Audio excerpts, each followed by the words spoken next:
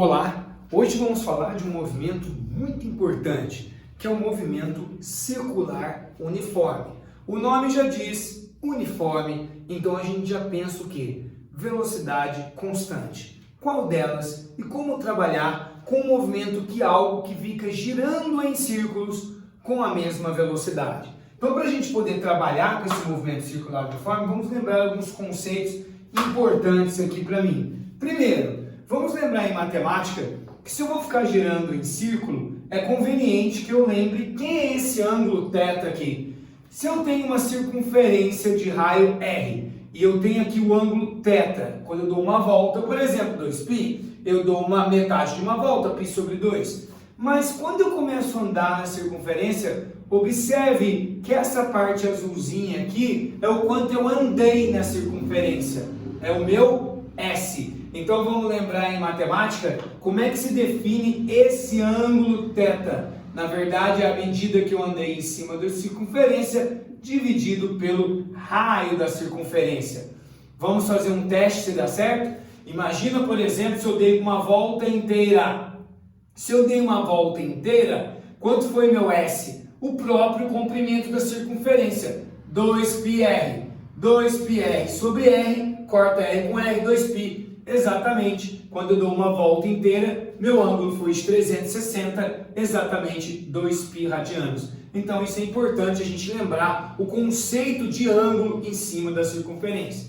Agora, como eu vou ficar girando numa circunferência, eu agora vou aprender uma nova velocidade, o que nós chamamos de velocidade angular, que a gente chama de ômega. Primeiro vamos trabalhar com a velocidade angular média, como a gente fez quando a gente aprendeu velocidade média, ômega m. Vamos fazer uma analogia? Quando a gente calculou velocidade média, como é que a gente calculava? ΔS por ΔT. Portanto, fazendo uma analogia, quem será que vai ser essa aceleração, essa velocidade angular média? Eu não estou mais andando em linha reta, estou girando. Uma volta, duas voltas, três voltas. Então, em vez de ΔS, vai ser Δθ, ou Δφ, seja o ângulo que você chamar, dividido pelo tempo ΔT. É uma analogia quase prática em função da velocidade média.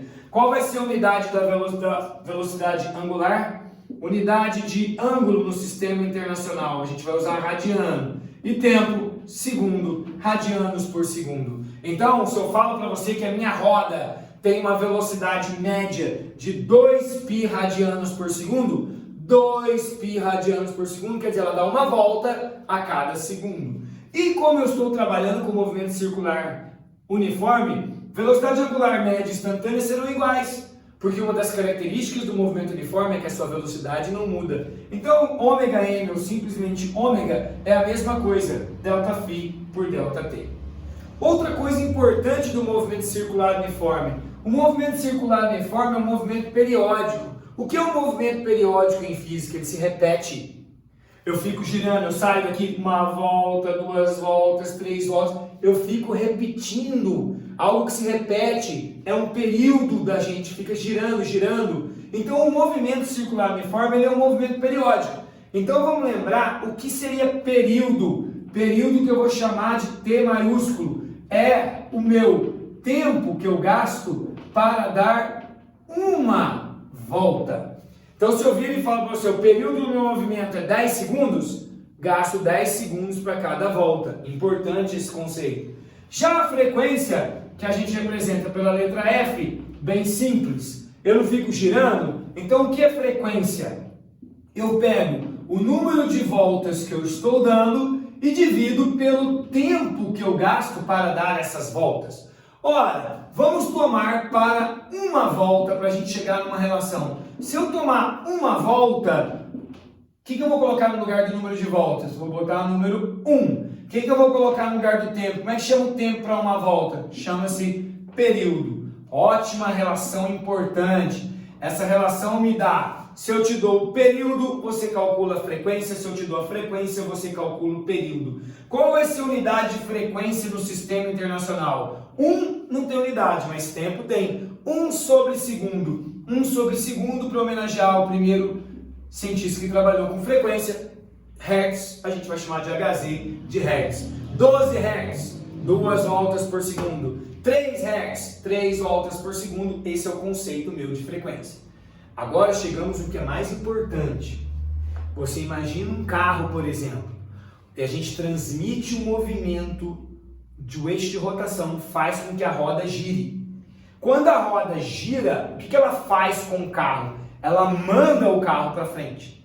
Então, qual é essa relação que existe entre velocidade angular média de giro com velocidade para frente? Esse é o nosso objetivo. Vamos estipular quais são essas relações fundamentais, giro e para frente. Então, vamos lembrar? Como eu estou trabalhando com movimento circular uniforme, a velocidade é constante. Então, eu posso usar a própria média, ΔS por ΔT. Se eu imaginar uma volta, vamos fazer aqui comigo? Se eu dou uma volta, quanto que meu S foi? Se eu dei uma volta, o ΔS é o quê? É o próprio comprimento da circunferência. Imagina uma roda, ela gira e volta aqui. Então essa velocidade que ela desenvolveu para frente é o próprio tamanho da circunferência. E como é que a gente calcula o tamanho da circunferência? 2π o quê? R, para uma volta. E como é que é chamado o tempo para dar uma volta? Período. Então eu posso escrever aqui, ó, 2πr sobre período. Só que se eu escrever aqui, ó, 2πr sobre período, muda alguma coisa se eu escrever assim, ó, V igual a 2πr que multiplica 1 sobre t? Não, é a mesma coisa. Mas eu conheço o que é 1 sobre t. 1 sobre t é o quê? É a frequência. Então, primeira relação, velocidade é 2πfr. Essa primeira relação mostra para mim, se eu te der a frequência de giro da roda e o raio da roda, eu consigo saber quanto de velocidade o carro tem para frente. Mesma coisa, velocidade angular. Qual que era a fórmula? Δθ sobre ΔT ou Δφ, tanto faz. Se eu imaginar uma volta, quando eu dou uma volta, o que acontece? Qual que é o ângulo? Quanto foi a variação do meu ângulo? Uma volta, 2π. Como é que é chamado o tempo para uma volta? Ele é chamado de período. Então, eu vou escrever aqui T. Muda alguma coisa se eu escrever assim, ó, 2π que multiplica 1 sobre T? Não. Só que eu sei quem é 1 sobre T. 1 sobre T é frequência. Então, chegamos na segunda relação, 2π, vamos escrever aqui, o 2πf. Essa relação também amarra a frequência com a velocidade angular. Ora, se V é 2πfr e ômega é 2πf, no lugar do 2πf, o que eu posso escrever? Eu posso escrever ômega. Assim, chegamos na relação mais importante. V é igual, no lugar de 2πf, eu vou escrever ômega r. Essa é a famosa relação que diz o quê? Se eu conheço a velocidade com que o carro está indo para frente, eu sei o raio da roda, eu sei quanto que a roda está girando. Ao contrário, se eu sei quanto que a roda está girando, sua velocidade angular e conheço o raio dela, eu sei quanto o carro está indo para frente. E aí é importante lembrar o que? O movimento ele é circular uniforme. Ele não tem aceleração, ele não tem a tangencial, porque a velocidade não muda em módulo. Mas, quando se fala em aceleração vetorial no movimento circular uniforme, ele existe. É a própria o quê? Centrípeta. Porque fez giro, girou, mudou a direção e o sentido da velocidade, tem aceleração centrípeta. E aí qual é a fórmula mesmo? V2 sobre R. Isso é um erro muito comum. Pergunta no vestibular, movimento circular uniforme tem aceleração? Não, não tem, porque é uniforme. Tem. Não tem a tangencial, que era o gama. Mas tem o tempo inteiro a centrípeta. É ela que faz a curva. E ela vai ser constante, né? Porque se a uniforme velocidade é constante e o raio é constante, com isso eu consigo determinar a aceleração do movimento. Essas são as importantes relações quando eu estou girando. Valeu!